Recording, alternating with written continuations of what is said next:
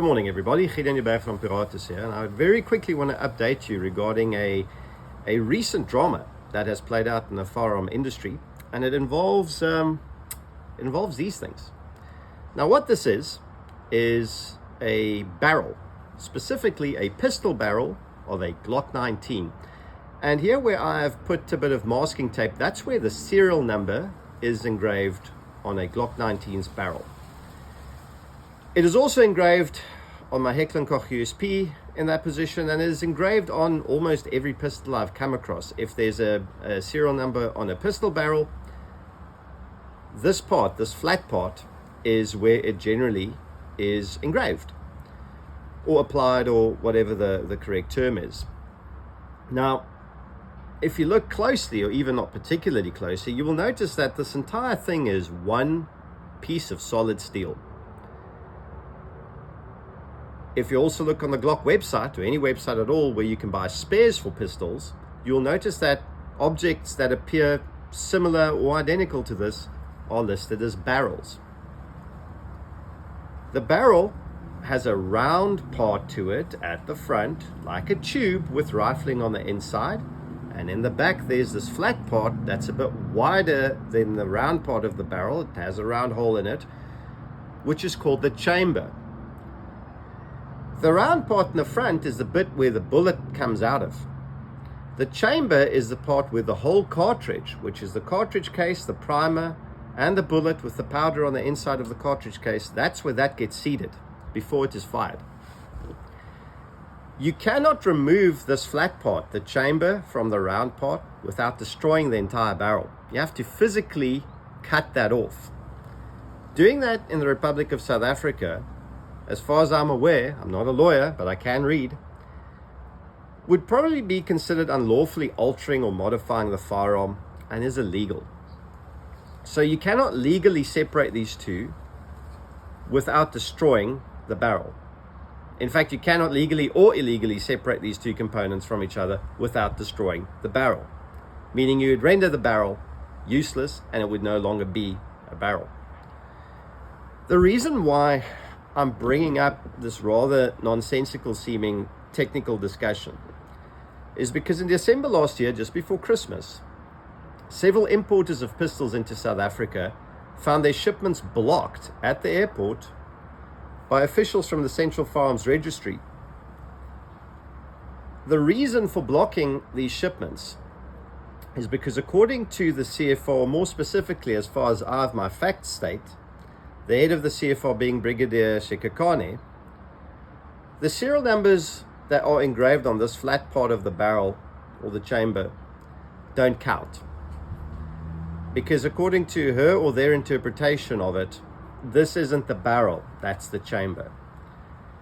For the firearms to be processed into South Africa and legally possessed by the importers and then distributed onwards to their clients, etc., etc., the CFR wanted the serial number that's there to be engraved on the round bit.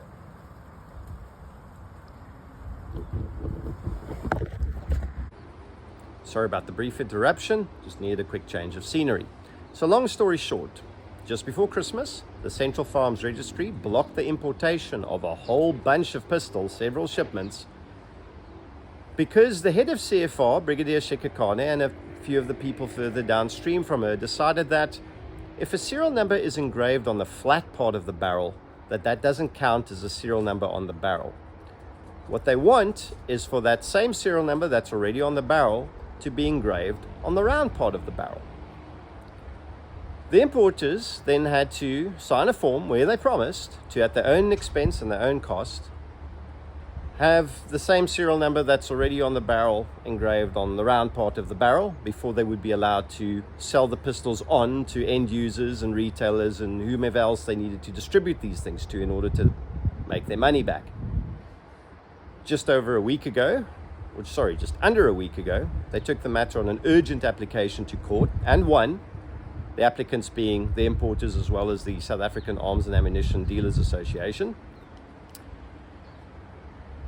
And the court issued a cost order against the police, chastised them for not engaging with the stakeholders at all, as well as rule that, you know what, the serial number being on the flat part of the barrel counts as the barrel having a serial number. The same way it has been for decades, the same way it's never been an issue before in history.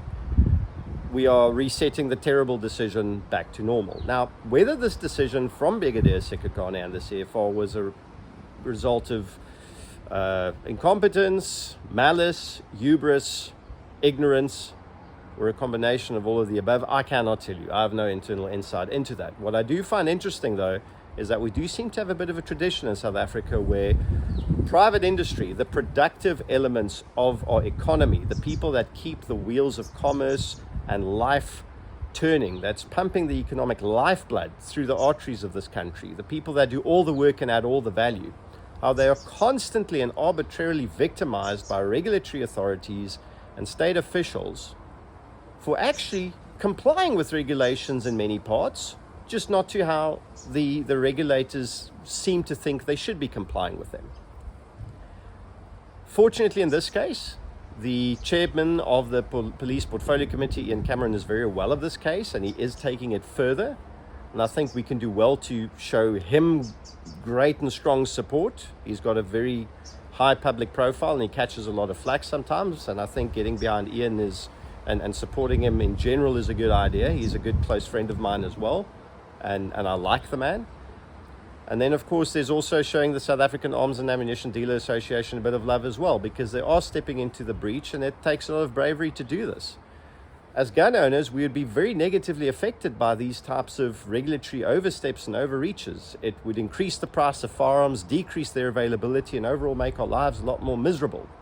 So it's in our best interest to make sure that the people who stand up against this type of bullying and this type of arbitrary overreach are rewarded with a bit of loyalty and support. And in fact, check with your local dealer or your preferred dealer if they're a member of SADA, for one. These are small things we can do to become actively involved in or rather becoming active participants in our own rescue. And that's simply by supporting the people who are fighting for us. Hopefully this is the end to this particular type of madness. Hopefully this means that the issue can be taken further, that some competent leadership returns to the Central Firearms Registry, where amongst other things this type of wasteful expenditure, wasteful activity is curtailed. But to a large degree, it's up to us to make sure that it's seen through.